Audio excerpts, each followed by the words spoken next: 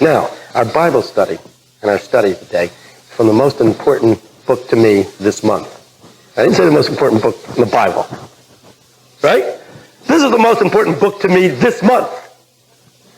I don't know how you study the Bible. I kind of pick a book and that book becomes the most important book and I think about that book all month. This is my book this month, the book of John. Not the John you're thinking of. You were going to turn to St. John. 1 John. And 1 John raises the question. I don't know what the situation was when John wrote this book, but evidently there was a lot of confusion in the church. And people are saying, we don't know who to believe. Sounds like America. Person saying this thing, this person saying that thing, and they're fighting and they're arguing. And all this jazz is going on, and you say, sometimes I listen to this guy, and he sounds good, but he doesn't like this guy, and this guy over here. You know, I listen to the fundamentalists, and this guy seems good in so many ways, but they don't like the charismatics. And, and they say the charismatics are the work of the devil. Well, that's a terrible thing to say. There's only one thing that Jesus gets fed up with, and that's when you can look at what the Lord is doing straight in the face and say it's the work of the devil. That's the only thing that drives him up a wall.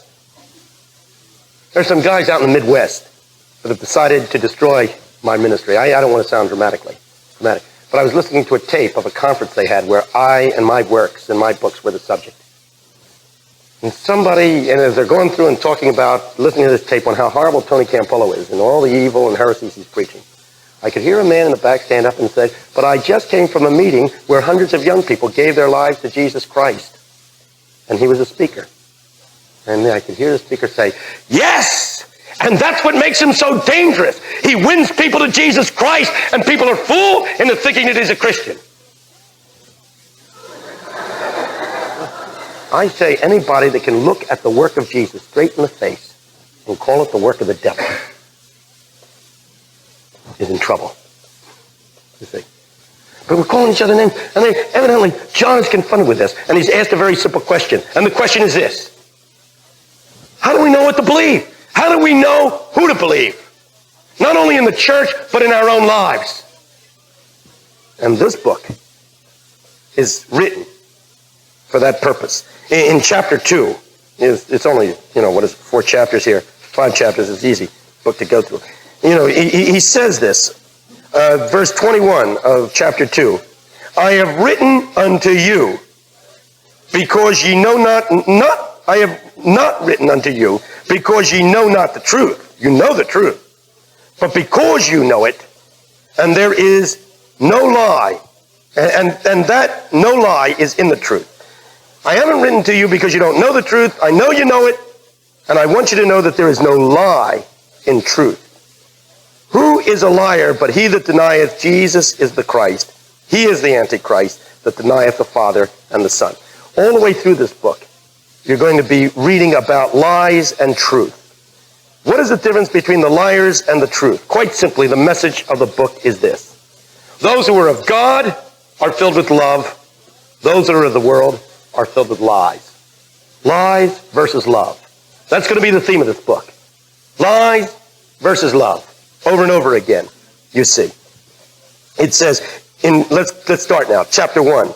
As you pick up this theme in verse 6, if we say that we have fellowship with him and walk in darkness, we lie. You get that? See, now I'm using King James. I don't know what you guys are using. What do you use? New International. Sounds almost communistic. The New International. I'm using the King James Version, man. You go for those Marxist movements. I'm with the monarchy.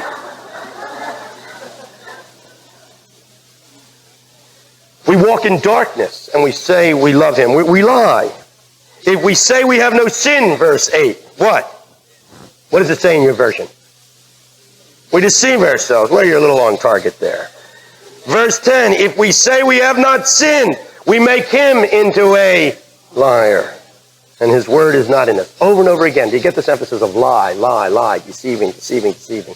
Over and over again, you're going to get this thing. In verse 4 of the next chapter, he that saith, I know him and keepeth not his commandment is a liar. Verse 9, he that saith he is in the light and hateth his brother is in darkness, even until now. It goes on. Later on, you're going to say anybody that says he loves God and hates his brother is a liar. It goes on like this theme between love and lies, love and lies, love and lies. All the way through this book, you're going to be reading about love and lies. I say that in your personal devotion, I picked this book for a very simple reason. You can read through this book 5 or 6 times before this weekend is over. That's nice. Just to read it over and over and over again. Not just a verse. Read the thing from cover to cover and catch the message. It'll speak to you differently every time. Lies and love all over again. Say, why lies and love? Here's the revelation that I received, which I felt was so good. Jesus wants everybody to be expressing total love to others in his name. That's the message. You say, well, I knew that. Yes. And he will remove from your life anything that will prevent you from expressing total love for others in his name. You have that? Remove from your life. That's why we have healing. Some people have a backache, and that backache is so painful. I don't know about you, but if I get something like a backache, I don't love anybody. Are you like that? I become bitter and nasty, and I lie in bed, and my wife comes in, can I do anything for you? No! Do you get nasty when you're sick? When I get a headache, I get sharp and edgy. And I'm not loving. And because I cannot love, and because the love of God in my life cannot conquer, in my case, a bad back or an upset stomach, the Lord looks at me and says, you weakling, you spiritual weakling. Your love is not stronger than that little pain in your back. Because you got a headache, you can't be loving. Well, in your case, I got to take away the headache. Because you don't have enough of my love to love people when you do have a headache. So I'll have to remove the headache. You there. You got a backache, and you can't love people with a backache. I guess I'm going to have to remove the backache because you don't seem to be able to experience the fullness of joy that comes from total loving. But he may look at a brother, what's your name?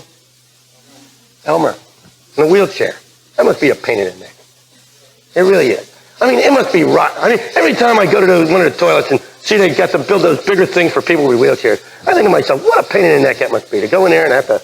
You have to do that? I guess you have to do that. You can't do it in a chair. That must be a pain in the neck. You must wake up in the morning and look at that chair someday and say, do I have to get in that thing again? It must be very, very hard to love God when you're in a wheelchair. It must be very, very hard. But I have a feeling that God looks at Alec and says, Elmer. I looked at Elmer and says, Elmer, in your case, I think my grace is sufficient. I think you can love people in spite of the fact that you're in a wheelchair. See? Let me go a step further. Not only can I love, and you say, well, why doesn't he take me out of the wheelchair anyway? Well, that's easy. Anybody can be loving when he's got a lot of money, health, and everything going for him in a beautiful car. Anybody can be loving like that. I know non-Christians who are sweet and loving because they got everything going for them, right? Well, what do you think this man's testimony is?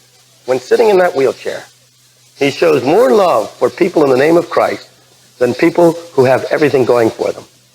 Namely, God is more glorified. Let's see, we're saying God is glorified in healing. No, I think people who get healed are people who need to be healed because they can't glorify God if they're not healed. This guy can glorify God in the midst of his tribulation, and because he is able to glorify God in the midst of his tribulation and love people in the midst of his tribulation, guess what? God is even more glorified. That's why Paul, though he healed everybody else, himself had what? The infirmity of the flesh.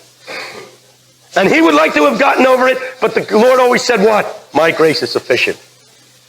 In your case, Paul, being sick does not in one little way hinder your capacity to show infinite love to people in my name. And because of that, people will glorify me more because they're impressed with people who can love infinitely even in the midst of suffering and tribulation. That's what really glorifies God. How many times have you do a lot of pastoral calling. How many times have you gone to the hospital because some dear soul suffering from cancer, and you go there to comfort her? And when you get there, this woman's smiling and praising God, and you're there. And the fact that she is that way in the midst of her sickness. I buried my mother a few months ago. We had a big sheding, an evening service. But the next day, we got the extended family together. You know how Italians are. We got together, we had a little service. And instead of speaking, I said, does anybody have anything to say about Mom? People began to share things. And there's one relative of mine that is semi-mafia looking. Rose is here, she'll tell you, stood up. I mean, if you saw the Godfather, he looked like one of the henchmen. Most eloquently said, almost in biblical terms, when Mary was sick, I used to come and see her to make her feel better. But every time I was there, she was always so happy when she was sick that I always remember his line, because he never goes to church or anything like that, and it was straight down. I mean, you got to get this ineloquent South Philadelphia number writer talking. In our family, everybody's proud of everybody, no matter what they do. No matter what you do, if you preach, do good, Anthony. If you write numbers, do good. Stand up there and saying, I don't know how to say this. I'm waiting for this guy with a 6th grade education. Just being there, I don't know what to say. It was like there was a healing presence. When here's a sick woman, and when you go to see her, she creates a healing presence for you. God is, so was my mother's dying of cancer. I didn't go around yelling, oh, what a tragedy. Why doesn't God heal my mother? My mother's 79 years old. She was ready to go. The timing could not have been better. We rejoiced in her, in the whole thing. We were singing hymns at the funeral. What's the big deal? Everybody's got to die. Getting ready to go. Oh, amen. Anybody can give the testimonies for Jesus. When you're healthy and well, you got a lot of money and everything's on top of the world, but when you're down and you're sick and you're in a wheelchair, and in the midst of all of that, you're loving God and thanking God, people don't know how to handle that. See, that is the greatest testimony. Remember, the message of the book of John as you read this, I'm not going to go through this verse by verse. You're going to read this book several times this weekend. You're going to see the measure of love is being able. The measure of God's presence in your life is when you are able to love no matter what the circumstances. No matter what the circumstances. You got that? To love no matter what the circumstances. Therefore, God does heal. God heals people who do not have sufficient grace to love without being healed. So if you get healed, thank God and say, God, I'm glad you understand that I'm weak and I couldn't have pulled it off unless you made my body well. And I thank you for that because now I'll be able to love more effectively. I'm sorry I wasn't able to handle it otherwise. My argument is that the brothers and sisters who don't get healed are not less spiritual than those who get healed. Let me say this. I think they're the more spiritual. With Paul, who never got healed, he didn't get healed because God's grace was sufficient for him. I've had a healing in my life, and I had to be healed. Why? Because God's grace was not sufficient for me. I needed the healing, and I needed God doing things for me that he didn't have to do for Paul because I am too weak to love when my body isn't working right. I mean, my sister knows me. She knows how nasty I get when I get sick. I'm like my father like that. You get a headache, you're mad at the whole world. Can't you just see him saying to Peter, Campolo's got a headache. You better cure the headache, Peter, because if you don't, he's going to make hell for everybody. I mean, can't you just see him doing that? On the other hand, he said, there's a guy over there. Isn't that beautiful? He's suffering.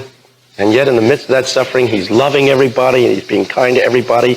And people's lives are being touched as they look with wonder at each other, saying, how can he be so jovial and loving and gracious in his condition? Note how many times people have said, if I was in that person's condition, I would be mad at God. Let me say this to you, Elmer. I have a sneaky suspicion that if I was in a wheelchair like you are, I would be mad at God. And the fact that you are not mad at God and you're in the wheelchair makes you a better Christian than I will ever be. You understand that? Do we all understand what we're talking about here? I am saying Jesus heals when he has to. Let me repeat that. Jesus heals when he has to. And if you're sick and he doesn't heal you, don't get mad at God. Thank him that he has that much confidence. A student came into my office the other day and said, Doctor, I want to pick on you. I've waited all semester, but last semester I took your course in sociological theories, and you gave me a C. And I can show you that my grades add up to an A. I can show that to you. I looked at the student, I said, you're right. And what's more is, I will enter a change of grade form right this moment, if you want me to. I want you to. I said, before you say I want you to, let me tell you something. I gave you a C, not because you did C work. You did A work. But I know you, I said to him. I know you, Charles. You are the brightest student I ever had.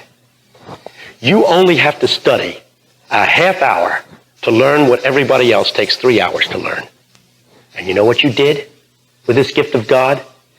You abused it. That's all you ever did study, isn't it? A half hour a day, at the most. And you got the good grades, but you never developed your gifts. You got an A in your work. You got a C so far as developing as a human being is concerned. And to be perfectly frank, I should have given you an F. I said, it's up to you. You can stick with the C or you can have the A. I'm not going to grade you. You grade yourself. How much did you give to the course? How much did you develop as a human being during this semester? You had this brilliant mind, and look what happened to you. You grade yourself. You can have any grade you want. It's up to you. He said, would you lower my grade to a D? And I did. If you're lowered to a D, it means you pass, but you have to take the course over again. I'm looking forward to having the same guy in the same course next semester. Note, the bad mark was not evidence that he was a failure. The bad mark was evidence that I had great confidence in him, and I had great hopes for him and great aspirations for him. So if you feel yourself penalized by God somewhere along the line, don't scream and cry. God penalizes those who he feels has great potential and great possibilities, and perhaps are not even beginning to live up to those potentialities. That's going to be the theme of the book. God wants you to become loving people, and anything that will prevent you or hinder you from being loving, he will remove. The second theme you're going to pick up from this book is the opposition of love is lie. Love is lie. We're not even talking about what love is today, because rather tonight I'll talk about the nature of love as it comes out of this book. What are loving people like? What does it mean to love? And incidentally, let me point out to you even today in anticipation of tonight, love is much more than a feeling. You know, if you got to feel something to be loving, you're in trouble. I love my wife. I'm on the road. I'm in a motel, Holiday Inn in L.A. I'm tired, sitting down in a restaurant, getting a sandwich just before I go to bed. Airline stewardess checks in, comes in, place is filled, all the tables are taken. She comes over and she says, mind if I sit down and have a sandwich with you? You're my guest. And she sits down and the come on starts. Question is, what am I feeling that moment? Now, let's not get the violent. You say, you're a man of God. Of course I'm a man of God. What am I feeling that moment? Do you think I'm feeling all kinds of affection for my wife back in Philadelphia? Is that what you think I'm feeling? Then you don't know about my hormone problem. feeling nothing for my wife back in Philadelphia. I am turned on to the stewardess. That's what's going on in Tony Campolo. And I know what you're asking. What happens next? And the answer is, I look at the stewardess and say, excuse me, I think I'd better leave. And I get up and I walk her away from the table and I go to my room. Love is what you do, not what you feel. You understand that? We want to say that right off because we live in this emotional age of feeling. The Bible never says that love is a feeling. If it was a feeling, it would never say, thou shalt love. It orders you to love. You can't make yourself feel something.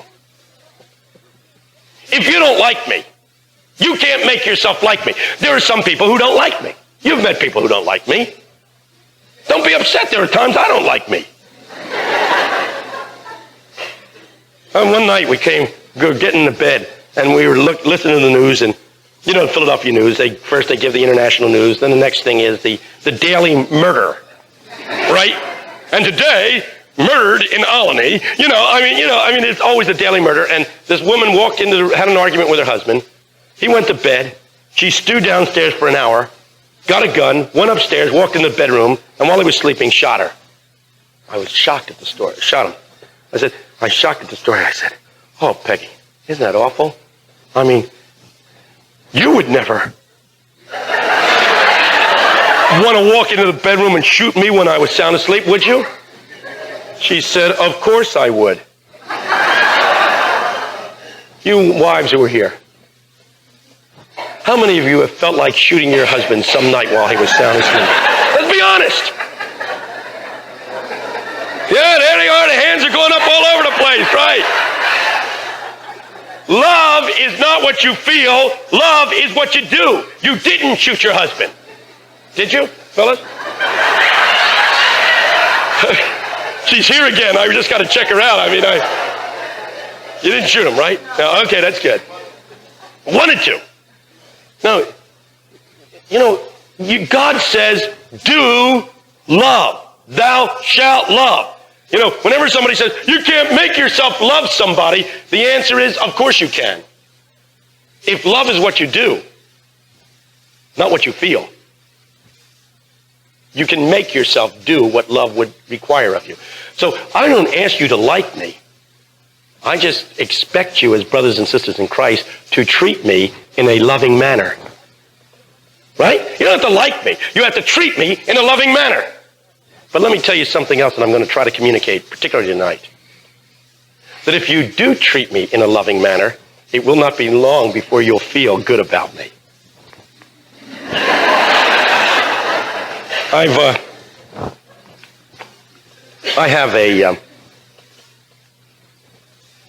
have a counseling thing. And don't come to me if you need counseling. Do you hear that? Do not come. You say, but I'll pay you. I don't want to counsel. I yell at people. I'm a lousy counselor. You understand? Guy comes to the office. Oh, doctor, I'm married, and I'm sexually involved with my secretary. I don't know what to do. I said, fine. Get rid of your secretary. You don't understand. Get rid of your wife. Marry your secretary. You're not taking me seriously. And now it's option number 3. Get rid of your wife. Get rid of your secretary. Start over again from scratch. He says, you're not listening. I'm listening. I'll yell at the guy. We can talk about your problem from now to kingdom come and how you had poor toilet training at the age of 4 and we were traumatized at the age of 9. We can talk about that from now to kingdom come. It's not going to change anything. You either get rid of your wife, get rid of your secretary, or get rid of them both. And let me tell you, as a Baptist preacher, there's only one of those 3 things you can do without going to hell.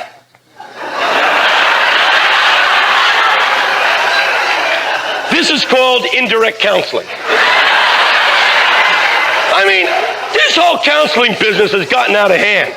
Everybody's holding hands and talking about how they were messed up by their mother. You don't know what I went through in childhood. Brother, sister, I'm sorry that you got messed up in childhood. But guess what? We can't do anything about it. You see, but what do we do with our past? Paul says, forget those things which are behind and press towards the mark of the high calling of God in Christ Jesus our Lord. People, there's too much paralysis in analysis.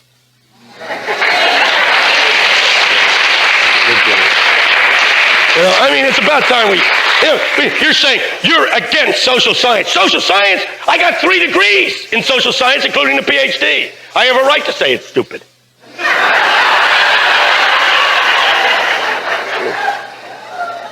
Well, this guy came and he said, I don't love my wife. I said, that's not the question. The question is, do you want to love your wife? What do you mean, do you want to love your wife? You can't make yourself love your wife. I said, yes, you can. I said, if you do what I tell you for 1 month, you will love your wife. Are you willing to do that? That's putting it on the line. I said, I guarantee you, you do what I tell you for 1 month, you will love your wife at the end of the month. I don't believe it. I didn't ask whether you believe it.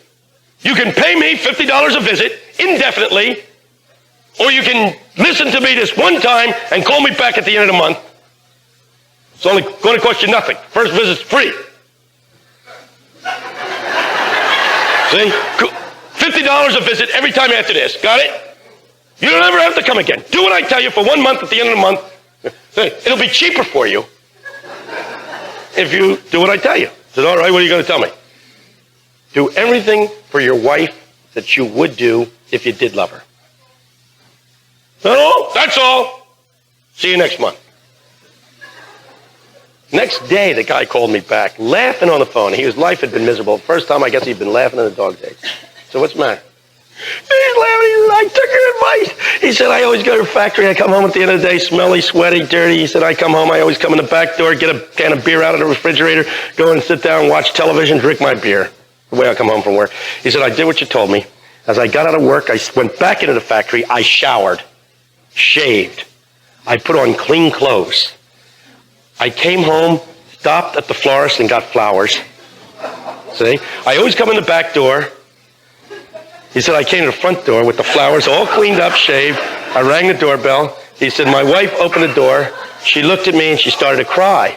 I said, well, what's so funny? He says, well, I'll tell you what's funny. She says to me, it's been a terrible day. She says, Billy broke his leg at school. I had to go and get him, take him to the hospital. When I got home, your mother called. She's going to be coming for 3 weeks. I tried to do the washing machine broke. There's water all over the basement floor. And now you have to come home drunk.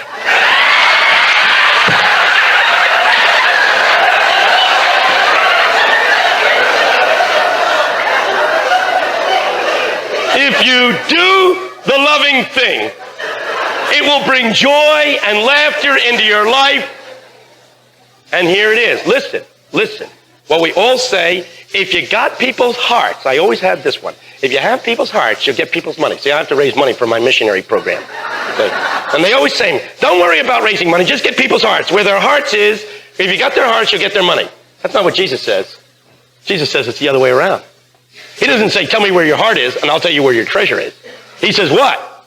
Tell me where and there will your feelings follow where you make investments. See? Right? The more you invest in something, the more you'll say, if we could just get people to love Jesus-focused ministry more, then they would give more, and we could build this building that we need so desperately. If they just loved Weir more, and if they just loved the people more, they would give more. Quite the opposite.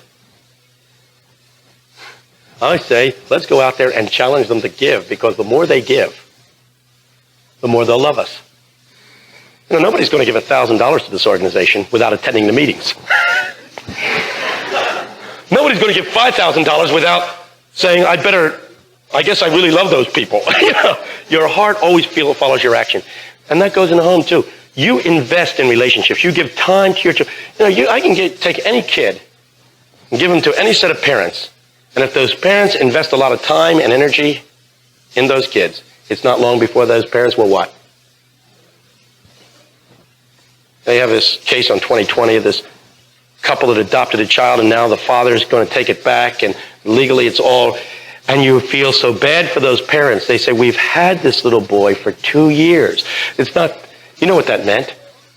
It's like, and the other father's saying, I love him even more, I love him too. You don't love him. Love is not a feeling. For 2 years, these parents did something for that kid, and you didn't do anything. You screwed one night, got a girl pregnant, and now you want the kid because you say you love him. What's love? This bubbling emotion, or is love changing diapers at 3 a.m?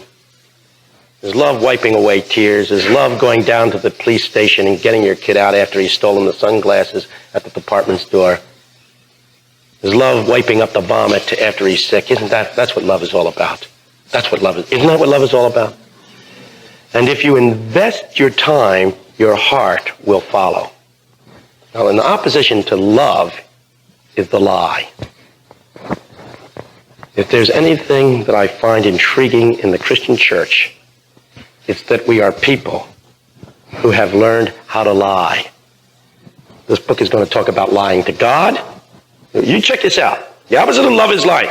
Lying to God, lying to other people, lying to yourself.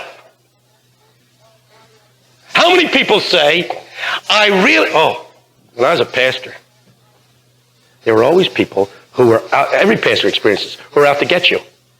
They say, you're paranoid. Listen, just because I am paranoid, but just because I'm paranoid doesn't mean people aren't out to get me. Both are true. And they would always say, oh, Christian people are so syrupy. Pastor, we really love you in the Lord, but, and in would go the knife. You see, love isn't saying I love you, and the Christians, I have this great horror that all those people who smiled at me and said, we really love you, are going to be in heaven. That's my great horror. Rubbing their hands and saying, yes, we don't approve of you, but we love you anyway. Oh, God. If they're there, I'm sure I went to the wrong place. Do you know the kind I mean? We're always telling you how much they love you as they knife you, knife you, knife you, knife you, knife you. I'm doing this. I know it doesn't seem this way. You're darn right it doesn't seem this way. But we really love you. I don't want to hear about all this love stuff. Love is what you do. And do you treat people as you know Jesus would treat them if Jesus was in your place? Isn't that good? Do you treat people as Jesus would treat them if Jesus was in your place? That's a beautiful theme. And a lot of people are lying when they say we love God. A lot of people are racist. Say, well, I just can't stand black people. Fine. Then don't tell me you've got the love of God in your heart. For any man that says that he loves God and hates his brother or mistreats his... Well, it's not that I hate them. I just don't want them living in my neighborhood. I feel good about them. I just don't want them next door to me. Love is not how you feel. It's what you do to people. Keep them out of your neighborhoods. Drive them out. Ostracize them here. Have negative things to say. And after you finish doing all your things, don't tell them that you love them. You see? Don't tell them that you love them. Love is what you do. When I was teaching at Penn, and with this I close for the morning, I was teaching at the University of Pennsylvania. I was trying to work the conversation around to testifying for Jesus, because I always used the classroom as an opportunity of communicating my faith. And I was working as hard as I could. And finally, I got it around to the point where we were talking about, it was a sociology course, we were talking about social problems, and we got on to prostitution. And I said, have you ever wondered what Jesus would have said to a prostitute? I started with Confucius, went through Buddha. You know, I went through Moses. I went through them all so that nobody could feel left out. But now it was my turn. Have you ever wondered what Jesus would have said to a prostitute? And I had my Bible all ready, and I was going to read to them these wonderful quotes where Jesus talked to the woman caught in adultery here, and they're all ready. Have you ever wondered how Jesus would have talked to a prostitute? And one of my Jewish students, and this was what was so hard to take, it was a Jewish student who said it, looked at me and said, I read the New Testament. Jesus never met a prostitute. And I said, how can you say that? He said, Doctor, let me say it again. Jesus never met a prostitute. I said, yes, he did. Doctor, he said, you're not hearing me. Jesus never met a prostitute. And suddenly it hit me. Of course, he was right. You say, well, what about the woman caught in adultery? When Jesus saw that woman caught in adultery, did he see a prostitute? All the other people saw a prostitute. Did Jesus see a prostitute? You know what he saw? Listen what the Bible says. The Bible says he saw somebody clothed in his righteousness. That's what he saw. When Jesus looks at me, do you know what he sees? Somebody clothed in his righteousness. Even when God looks at Phyllis. I mean, God can do anything, people. See, somebody clothed. Isn't that great? God never sees us. You know, if you look at yourself and you see yourself as rotten and filthy and no good, you believe a lie. That's why you don't love yourself. You believe a lie. You say, but I am filthy and no good and rotten. And that's not the way God sees you. Now you got a choice. You do not see things truthfully. You deceive yourself. When you see things through the eyes of God, you will know the truth about yourself. Let me tell you about Tony Campolo. He's the most wonderful person I know. You say, you're on an ego trip? No, not really. I'm just wonderful. See, I don't know whether God's got a wallet. No, I don't know whether he's got a wallet. But if God has got a wallet, my picture's in it.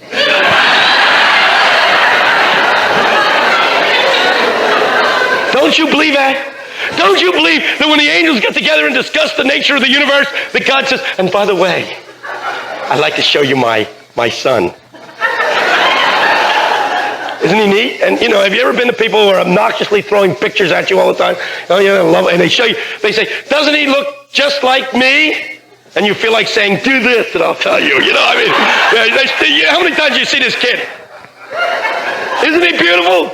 You know, yeah, lovely. I'm sure that God sees me as a beautiful, wonderful person. You say, what about your sin? All my sin, Jesus took. And he's clothed me in his righteousness. Love is seeing yourself as God sees you. If you see yourself as worthless and despicable and ugly, you have believed the lie. You say, but that's what I really am. That's the way the world really sees me. Look at yourself the way the world sees you, and you'll see the lie. You say, but there is a lot wrong with me. God has blotted out your sin. He's buried in the deepest sea. It's remembered no more. You say, well, I'm not perfect. In God's eyes, you already are. And that's why Paul says to you in a letter place, walk what? Worthy. You have been declared righteous. Now, it's about time you suckers start living up to that. It's about time, you know, my mother believed I could do no wrong. My Anthony? She belonged to some fundamentalist church that was slightly to the right of Hitler. And they didn't, when they found out that I was into this charismatic stuff, they said, we'll never have him to speak. How do you think my mother reacted to that? She didn't know what was right and what was wrong, but if it was my Anthony, it was right. Now, when somebody believes you do everything right, you know what that does to you? It makes you want to do everything right, doesn't it? You want to be worthy of the high opinion. I wanted to be worthy of the high opinion that my mother had of me. Well, if my mother has a high opinion of me, think of the opinion that God has of me. And all day I want to live up to the high expectations of my God. I never wanted to bring home a bad report card to my family. You say, why? Well, two things would happen. My father would hit me. I mean, we were Italians. You know, Italians hit. You come down in the morning, father hits you, boom! You say, what's that for? Just in case. You know, I mean, you know. Gee. You think I was afraid of my father hitting me? That was over in a minute. I was always afraid to bring home a report card because my mother always thought that I was doing better than I was really doing. And I didn't want her to find out how bad I was doing. So I did good in order to live up to her high expectations. I didn't have to earn her approval. I already had her approval. I wanted to live up to it. You don't have to earn God's approval. God already approves of you. That's why you'd better clean up your act and live right before the Lord.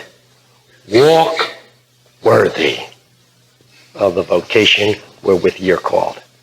Are you going to read? How many of you are going to promise to read this book through at least once before the evening meeting? That's right, at least once. Put your hands down. Now you with the bad eye, you don't have to do it. Okay? I'll let you off the hook. We just pull a woman. Don't worry about it. May the Lord bless you and keep you and drive these messages to your heart. God bless you today.